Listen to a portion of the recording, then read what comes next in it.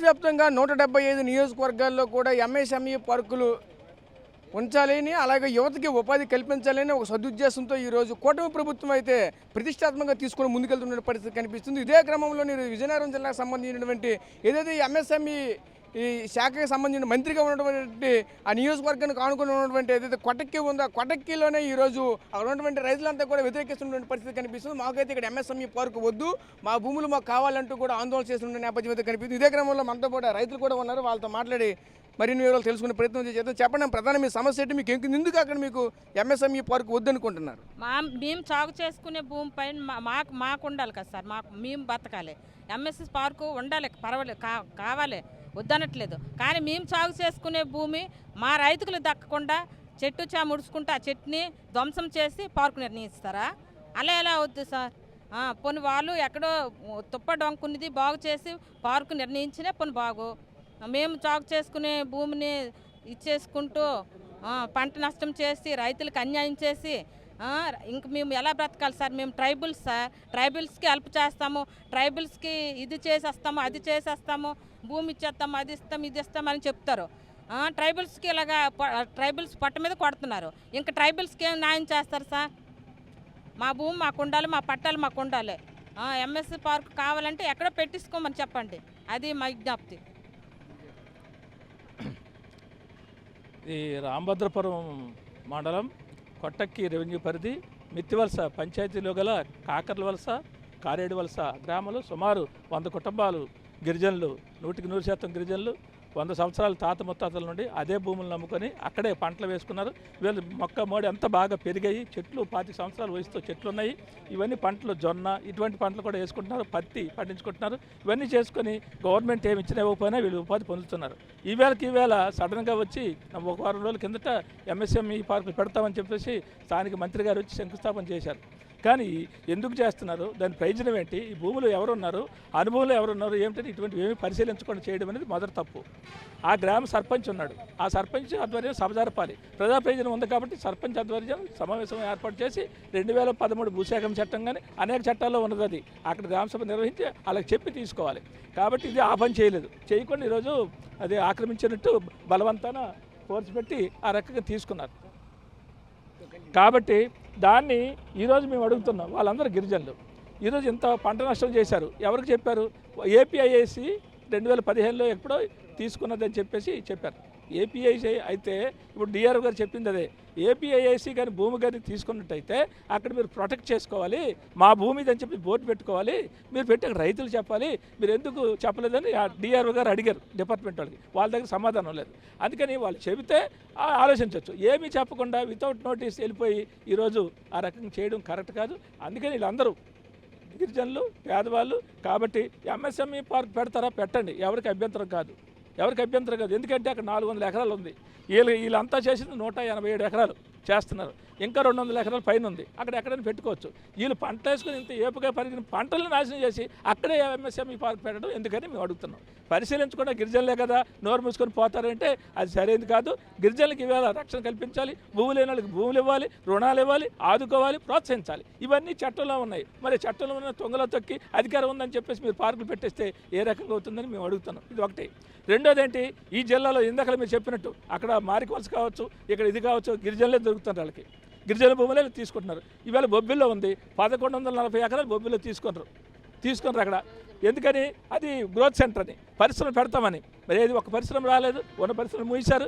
ఎందుకు ఈ భూములు తీసుకుంటున్నారు అంటే మీ సొంత ప్రయోజనాల కోసం, రియల్ ఎస్టేట్ వ్యాపారం కోసం, అంతకుమించి ఇంకేం లేదు. జిన్నాల దగ్గర భూములు తీసుకుంటారు, అక్కడ కూడా 1040 ఎకరాలు తీసుకుంటారు. అక్కడ ఎటువంటి పార్కులు కానీ ఎటువంటి అభివృద్ధి కానీ ఈ రోజుకి జరగలే. ఇప్పటికీ చేస్తామంటారు. ఇది వచ్చి కళ్ళబల్లి మాటలు.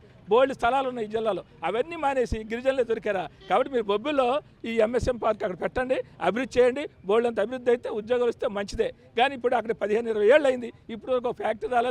ఉన్న ఫ్యాక్టరీలు మూసారు. అందరూ లోన్లు తీసుకున్నారు గవర్నమెంట్ దగ్గర. ఫ్యాక్టరీ యజమానులు లోన్లు తీసుకొని బోర్డులు పెట్టి పోయారు. మరి ఏది అభివృద్ధి? మరి అక్కడ చేయలేదు, ఇక్కడ అభివృద్ధి చేస్తారా? అభివృద్ధి కూడా తేవలేదు. గిరిజనులు పొట్ట కొట్టడం తప్ప ఇంకొక అభివృద్ధి ఇక్కడ ఏం లేదు. అందుకని గిరిజనులు పొట్ట కొడితే ఖచ్చితంగా చెప్తున్నాం, ప్రజలను ఏకం చేసి పెద్ద ఎత్తున ఉద్యమిస్తాం. ఇది అన్యాయం, అక్రమం, దుర్మార్గం. ఖచ్చితంగా దాంట్లో విరమించుకొని ఆ గిరిజనులకు న్యాయం చేయాలి, వాళ్ళకి పట్టాలు ఇవ్వాలి. ఈ నష్టపరిహారం ఏదైతే చెట్లు తీశారో నష్టపరిహారం ఇవ్వకపోతే తుదిదాకా చివరిదాకా అందరిని ఏకం చేసి పోరాడతామని చెప్పేసి మీ ద్వారా ఈవేళ వాళ్ళకి, ప్రభుత్వానికి, జిల్లా యంత్రాంగానికి హెచ్చరిస్తాం. మీరు చెప్పండి, మీ భూమి ఎంత ఉంది? ఈరోజు మీకు జరిగిన ఇబ్బంది ఏంటి? ఎటువంటి ఇబ్బందులు పడుతున్నారు? మేము చాలా ఇబ్బందులు పడ్డాం. 100 సంవత్సరాలు మా తాత ముత్తాతలండి మేము అది చాలా గట్లు పొట్లు రాళ్ళుండి అటువంటిది జేసీ పెట్టి కష్టపడి ఆ భూమిని సాగు చేసుకొని మొక్క మోడేసుకుని దాని ద్వారా మా పిల్లల జీవనాధారం బ్రతుకుతాము. అటువంటిది ఇప్పుడు ఎక్కడి నుండో వచ్చి ఏదో పార్క్ ఎంఎస్ పార్క్ పెట్టేస్తాము మీకు ఉపాధి అంటే మాకు నమ్మకం లేదు. ఎందుకంటే ఎన్నో చోట్ల చూసాము, మా చిన్నప్పటి నుండి మా తాత ముత్తాతల నుండి చూస్తాము. ఇప్పుడు మెట్టవలసి ఉంది, అక్కడ మాకు చాలామంది చుట్టాలు ఉంటారు. వాళ్ళ భూములు తీసుకొని వాళ్ళకు పిల్లలకు ఉపయోగిస్తామని, ఉద్యోగులు ఇస్తామని తీసుకున్నారు. ఇంతవరకు ఉపయోగం లేదు. ఇటువంటి కళ్ళు మాటలు చెప్పి, అబద్ధాల మాటలు చెప్పేసి వాళ్ళు నోన్లు వాడుకొని అక్కడ బోర్డులు పెట్టేసి జెండాలు ఎత్తేస్తున్నారు. ఇప్పుడు మా వాళ్ళే ఉన్నారు మెట్రోల్స్ దగ్గర, వాళ్ళ భూములు ఇచ్చారు, ఇప్పుడు అడుక్కొని తింటారు, చాలా ఇబ్బందులు పడుతుండ్రు. మా చిన్న వెళ్తే మందు తాగేశాడు అక్కడ భూములు ఇచ్చాయి, ఎందుకంటే పిల్లలకు ఉపయోగం లేదు, అప్పుల పాలు అయిపోండు. ఇప్పుడు ఏదైనా వస్తువు ఉందంటే వస్తువు చూసుకుని చెట్టుని చూసి బ్రతుకుతాము. ఇప్పుడు డబ్బు ఇస్తే ఎందుకు? ఇప్పుడు మాకు ఏ పార్క్ అవసరం, మాకు నమ్మకం లేదు. ఎంఎస్ పార్క్ వల్ల మాకు ఉద్యోగాలు వస్తాయని, మా పిల్లలు బ్రతుకుతారని మాకు నమ్మకాలు లేవు. ఎందుకంటే ఎన్నో చోట్ల అలాగే అంటారు, కానీ ఎక్కడ న్యాయం చేయటం లేదు. కాబట్టి అక్కడ ఎంఎస్ పార్క్ పెట్టడానికి మేము ఒప్పుకోం. మేము సాగు చేసుకున్న భూమిలో మాకు పట్టాలు ఇప్పించాలి, మాకు న్యాయం చెయ్యాలి. మాకు ఏ చెట్లు అయితే తీశారో, ఏ ఫలంతో మేము బ్రతుకుతామో ఆ చెట్లు తీశారు. చాలా జొన్నసేని, టేకు, మామిడి, జీడి మొత్తం ఉన్నా, కానీ అక్కడే ఉన్న మా విలేజ్లో ఒక్క మాట కానీ, మా మిత్రుల ప్రెసిడెంట్గా మా ప్రెసిడెంట్కి కానీ, మా పెద్దలు కానీ ఒక నోటీస్ కానీ, కనీసం ఒక ఉంటాడు కదా బారికి అంటారు, అతనికి కానీ తలారికి కానీ చెప్పి మాకు చెప్పాలనే ఆలోచన కూడా వాళ్ళకి లేదు. అదైనా మాది మిర్తివలస పంచాయతీ కొట్టెక్కి రెవెన్యూ కాదనట్లేదు, కానీ ఆ కొట్టెక్కి రెవెన్యూలు ఉన్నోళ్ళు అమ్మేశారనేసి అంటారు. అది మేము ఒప్పము. మా సొత్తు మేము కష్టపడిన భూములు మాకు ఉండాలి, కానీ ఎవడో వచ్చి వైజాగ్ నుండి వచ్చుకుంటే మేము ఒప్పుతామా? అది వాడు ఇంటికి వెళ్ళి ఇది నా ఇల్లు అంటాడు, ఒప్పుతాడా? మేము ఒప్పము. ఎంత మాత్రాన మామ సాగు చేసుకున్న భూములు మాకు ఉండాలి, మాకే పట్టాలు ఇవ్వాలి, మాకు పంట నాశనం చేసిన నష్టపరిహారం ఇవ్వాలి.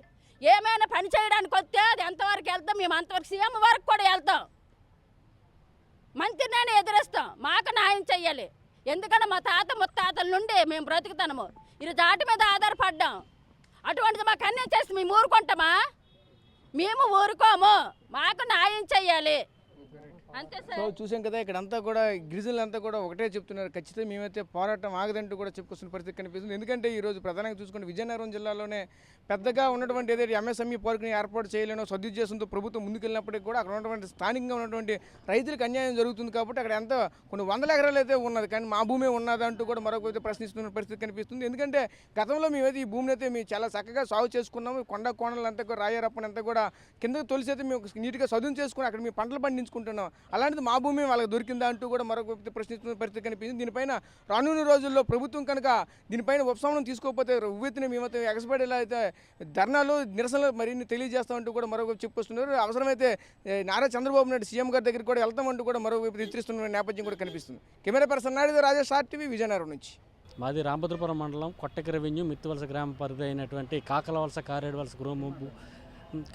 కారేడువలస గ్రామంలో ఎంఎస్ఎంఈ పార్కు ఏపీ ఐఏఎస్ వారికి 2017లో 187 ఎకరాలు దారాదత్తం చేశారని చెప్తున్నారు.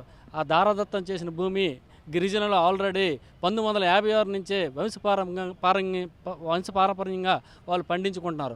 వాళ్ళ ప్రధాన జీవనాధారం కూడా వ్యవసాయమే జీవనాధారం అయ్యేటప్పుడు 2017లో గిరిజనులు కాకుండా గిరిజనేతలైన ఏపీఐఏసి సంస్థకి ఎలా కట్టబెట్టారో మాకు అర్థం కావట్లేదు.